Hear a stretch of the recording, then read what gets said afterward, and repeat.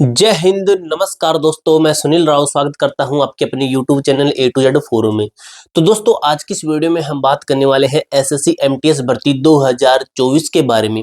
तो भाई, बच्चों का डाउट है कि सर, जो रैंक मित्रा ने 1,77,000 बच्चों का डाटा जारी किया था, तो क्या वो रियल नॉर्मलाइजेशन होता है या फिर वो रियल डाटा है या फिर फेक है? तो भाई, वो 100% आपका रियल है। रैंक मित्रा ने अगर आपका नॉर्मलाइजेशन के अंदर 12 नंबर बढ़ाए हैं ना, तो आप इसका 10 या 11 प्लस मान के ही चलिए कि इतनी इनकी 99% है ना, इनकी नॉर्मलाइजेशन सही होती है। विद प्रूफ अभी आपको मैं दिखा दूंगा। इसके साथ ही ऑल कैटेगरी वाइज आपको मैं कट ऑफ बताने वाला हूं। General, OBC, SC, ST, EWS, VH, OH और पीडब्ल्यूडी। पूरे यूट्यूबर आपको ओएच और वीएच, पीडब्ल्यूडी इनकी कट ऑफ नहीं मिलेगी। तो काफी मेरे सब्सक्राइबर हैं जो कि कहते हैं कि सर, इसी के ऊपर अच्छे तरीके से वीडियो डालिए।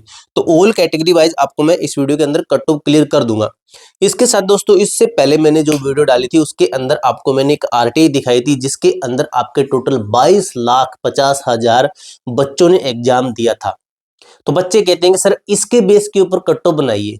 तो भाई, वो उसका क्या बनाए? जितनी जो डाटा आ चुका, जो आना था वो डाटा तो आ चुका। चाहे 50 लाख बच्चे एग्जाम देते हैं, चाहे 20 लाख देते हैं, चाहे कितने देते हैं, जो कट ऑफ रहेगी वो यही है। जो आपको अभी बताऊंगा यही कट ऑफ है।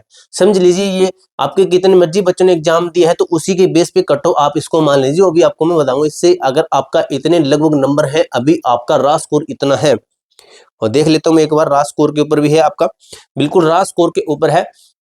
इतने आपके नंबर बन रहे हैं तो आप बिल्कुल सेफ है। आप अपने हवलदार की पोस्ट के लिए है तो फिजिकल की तैयारी कीजिए, और एमटीएस की पोस्ट के लिए अप्लाई कर रखा है तो आप डॉक्यूमेंट अपने तैयार रखिए। एक चीज और दोस्तों आपको मैं क्लियर कर दूं, जैसे ये जो आपके 22,50,000 बच्चे हैं, तो इनमें से मैं क्या कहता हूं कि एमटीएस वाले भी हैं और इसके अंदर हवलदार पोस्ट वाले भी हैं।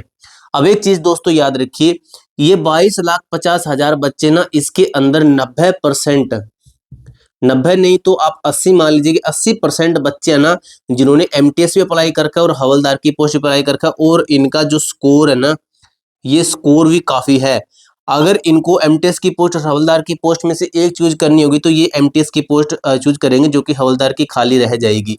इसीलिए दोस्तों मैं आपको कहता हूं कि हवलदार की कट ऑफ हमेशा थोड़ी कम रहती है एमटीएस से कम 2 से 3 नंबर कम रहती है। फाइनल की कट ऑफ इनकी कम रहती है। इसके पीछे कारण कहीं न कहीं ये भी है कि एक लड़का दोनों पोस्ट के लिए अप्लाई करता है, जब उसका अच्छा स्कोर बन जाता है तो एक ही पोस्ट ले सकता है, दोनों नहीं ले सकता, तो उसको एक छोड़नी पड़ती है। जिस कारण से अगर इसको एक छोड़ेगा तो उसे कम नंबर वाला जैसे बच्चा, जैसे टॉप के 10 बच्चे हैं, टॉप के 10 है और ये 11वां बच्चा है, अगर इसमें ये 10 बच्चों को उठाया तो इसमें से जो फर्स्ट बच्चा था उसने एमटीएस की पोस्ट ले ली, तो बाकी के 9 बचे और 10वां बच्चा ये रहा, तो इन दोनों को मिलाकर फिर ये 10 बच्चे हैं, इनको दे देंगे हवलदार की। इस तरीके से आगे वाले बच्चे का नंबर आ जाएगा, क्योंकि इसका नंबर कम था, फर्स्ट वाले से नंबर कम था, तो एक नंबर घटाकर, इनकी पॉइंट के अंदर नंबर घटाकर आगे वाले बच्चे को ले लेते हैं।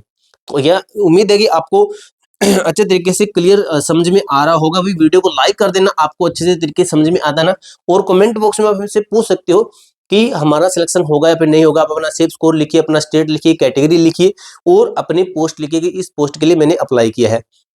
तो दोस्तों, आपका मैं रिप्लाई जरूर दूंगा।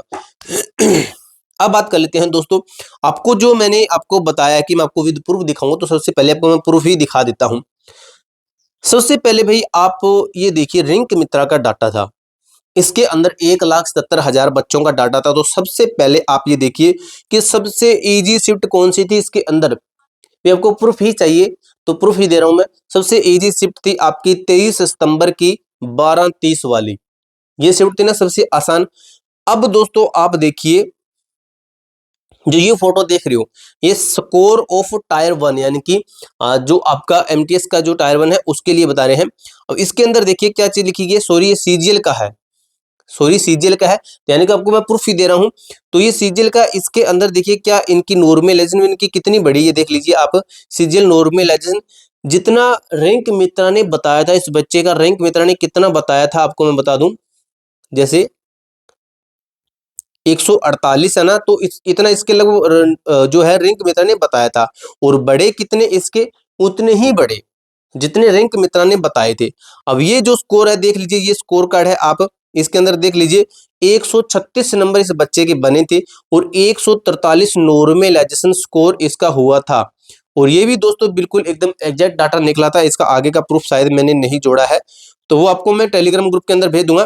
तो नॉर्मलाइजेशन का तो डाउट हुआ आपका क्लियर कि नॉर्मलाइजेशन हमारी, इसके ऊपर हमें विश्वास करना चाहिए फिर ना करना चाहिए। दोस्तों मेरी तरफ से ये है कि आप रैंक मित्रा के ऊपर बिल्कुल विश्वास कर सकते हो, क्योंकि आपकी आंसर की के यूआरएल पे काम करता है, न कि आपके बताए गए डाटा के ऊपर ही आपका डाटा अपने आप कैच कर लेता है कि आपके कितने सही कितने गलत, किस तरीके से आपकी नॉर्मलाइजेशन किस तरीके से हो सकती है। और दोस्तों टॉप की जो आपकी हार्ड शिफ्ट है जो आपको मैंने बता रखी है, टॉप की हार्ड शिफ्ट, जैसे टॉप की फर्स्ट से लेके 3 हार्ड शिफ्ट है तो इनका आप मान लीजिए कि 15 से 20 प्लस तक, 18 मान लीजिए, 18 से 20 प्लस तक इनकी नॉर्मलाइजेशन का स्कोर जाएगा। आगे देख लीजिए 4 से लेके 7 तक, कि 4 5 6 और 7, 6 नंबर लिखते हैं, 4 5 और 6, तो इनकी नॉर्मलाइजेशन कितनी है? तो दोस्तों इनकी मैं कहता हूं 12 से लेकर 15 प्लस तक है। आगे आपका 7 से लेके आपका 10 तक मान लीजिए कि इनकी नॉर्मलाइजेशन, तो इनकी नॉर्मलाइजेशन 10 प्लस तक है। अब ये दोस्तों ये आपकी टॉप 10 हार्ड शिफ्टों की नॉर्मलाइजेशन है। अगर इन शिफ्टों के अंदर आपका एग्जाम हुआ तो जो आपको मैं कट ऑफ बताऊंगा उसमें से आप 2 से 3 नंबर कम कर लेना, क्योंकि ये हार्ड शिफ्ट है, इनका नॉर्मलाइजेशन के अंदर स्कोर बढ़ेगा। अब फाइनली हम बात कर लेते हैं आपकी कट ऑफ के ऊपर। बच्चों का डाउट ये भी है कि सर इसका रिजल्ट कब तक आएगा, स्कोर कार्ड कब तक आएगा, फिजिकल कब तक होगा, आगे का डॉक्यूमेंट वेरिफिकेशन कब तक होगा। दोस्तों इस वीडियो का लिंक मैं आपको डिस्क्रिप्शन के अंदर दे दूंगा, डिटेल वीडियो आज ही मैंने डाली है, तो वो देख लेना, आपका सब कुछ जो डाउट है वो क्लियर हो जाएगा। सबसे पहले मैं भाई इन्हीं कैटेगरी को क्लियर करता हूं।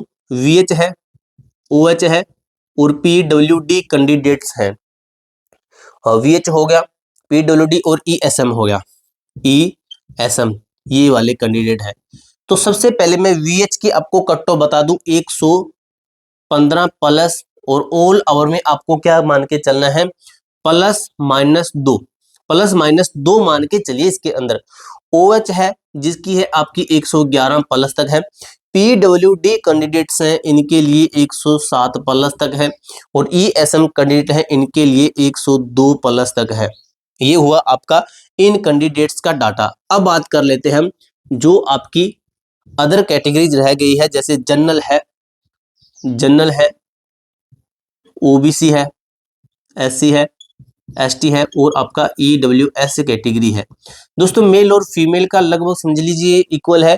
फीमेल अपना माइनस है 2 करके चलिए, फीमेल क्या करके चलेंगे, -2 मान के चलिए, और ऑल आवर जो सभी कैंडिडेट्स हैं +-2 मान के चलिए, कि प्लस या 2 या +2 या प्लस या -2 कि इसके आसपास रह सकती है।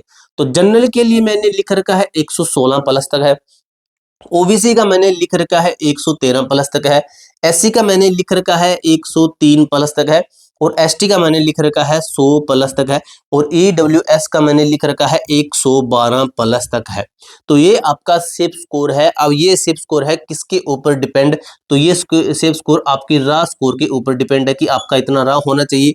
कोई इसके अंदर नॉर्मलाइजेशन नहीं है, और ये आपका सेशन सेकंड का है जिसके अंदर आपकी इंग्लिश थी, जिसके अंदर आपकी जीके थी, तो उसी के बेस पे ये स्कोर है।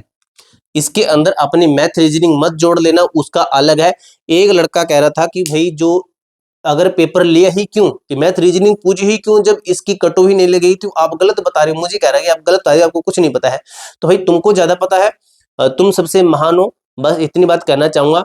आगे से अगर मैं ऐसी कटो बताता हूँ तो मेरी वीडियो मत देखना। अब मैं तो सेशन सेकंड के तहत ही बताऊंगा, क्योंकि मुझे पता है, मैंने नोटिफिकेशन पढ़ा है, आपने सिर्फ और सिर्फ एग्जाम दिया है। तो भाई ऐसी ऐसी जानकारी अपने पास में रखा करो, अपना ज्ञान अपने पास में रखा करो। पहले नोटिफिकेशन को देख लिया करो अच्छे तरीके से, और जो फिजिकल के लिए जो आपकी हवलदार की पोस्ट है उसके लिए 7 गुना कैंडिडेट को आपका बुलाया जाएगा फिजिकल के लिए। तो ये चीजें दोस्तों हुई आपकी क्लियर। इसके अलावा आपका कोई भी डाउट, कोई भी क्वेरी है, नेक्स्ट वीडियो किस टॉपिक पर चाहते हो, तो ये चीजें आप हमें कमेंट बॉक्स में पूछ सकते हो। तो मिलते हैं दोस्तों नेक्स्ट वीडियो के अंदर, तब तक के लिए जय हिंद, जय भारत।